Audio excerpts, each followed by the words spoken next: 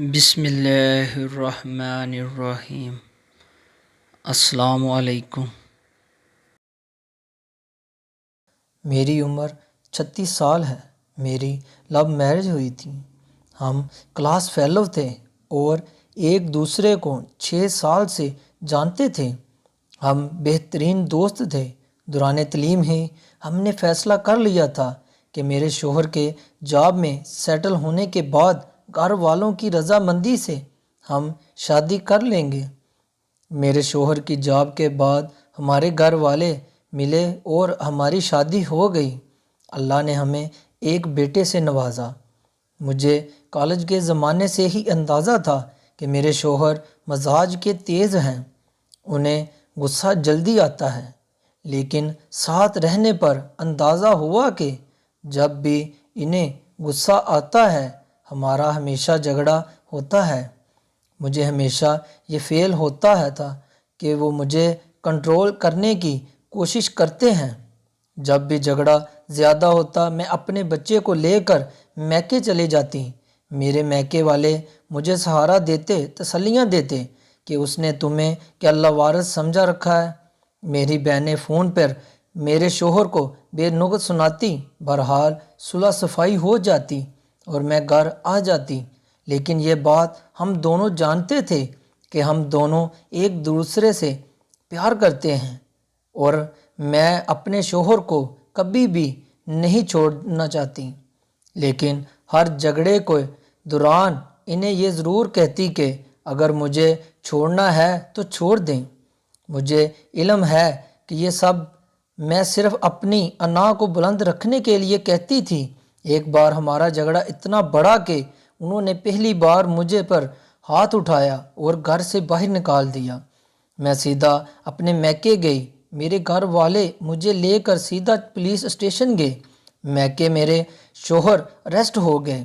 سسرال والوں نے مجھے کیس واپس لینے کے لیے کہا۔ میرے شوہر نے مجھ سے معافی مانگی اور کہا کہ آئندہ یہ سب نہیں ہوگا۔ میں نے کیس واپس لے لیا اور واپس اپنے گھر چلی گئی۔ 3 ماہ بعد ہمارا پھر سے جھگڑا ہوا اور میں ہمیشہ کی طرح بچہ اٹھا کر اپنے میکے چلی آئی۔ 2 دن بعد مجھے خبر ملی کہ میرے شوہر ہسپتال میں ہیں۔ میرے گھر والوں نے مشورہ دیا کہ مجھے انہیں دیکھنے جانے کی کوئی ضرورت نہیں، بلکہ میری بہنوں کا کہنا تھا کہ یہ سب ڈرامہ ہے۔ تمہیں ایموشنلی بلیک میل کرنے کے لیے وہ 1 ہفتہ ہسپتال میں رہے۔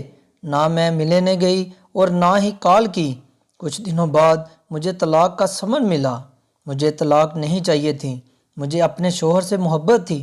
میں اپنا گھر خراب نہیں کرنا چاہتی تھی، لیکن میری انا آڑے آ رہی تھی۔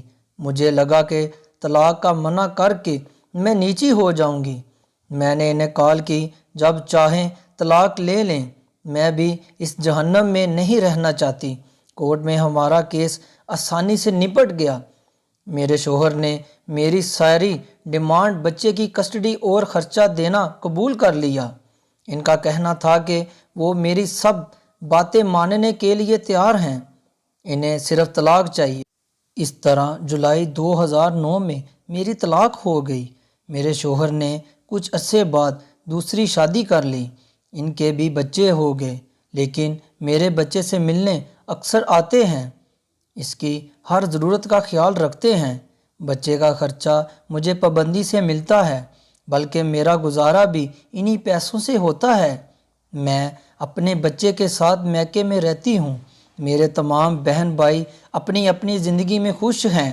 میری وہ بہنیں جو خود فون کر کے میرے شوہر کو باتیں سنایا کرتی تھیں، وہ اب مجھے مورد الزام ٹھہراتی ہیں۔ مجھے اب احساس ہوتا ہے کہ میں اپنی شادی بچا سکتی تھی اگر میں نے ہر بات میں دوسروں کو نہ انوالو کیا ہوتا۔ کبھی کبھی ہمارے خیر خواہ ہی ہمیں ڈبوتے ہیں۔ میں ابھی بھی یہ نہیں کہہ رہی کہ میرے شوہر یا میری غلطی نہیں تھی، لیکن ہمارے جھگڑے اتنے بڑے نہیں تھے جن کی وجہ سے طلاق لی جاتی۔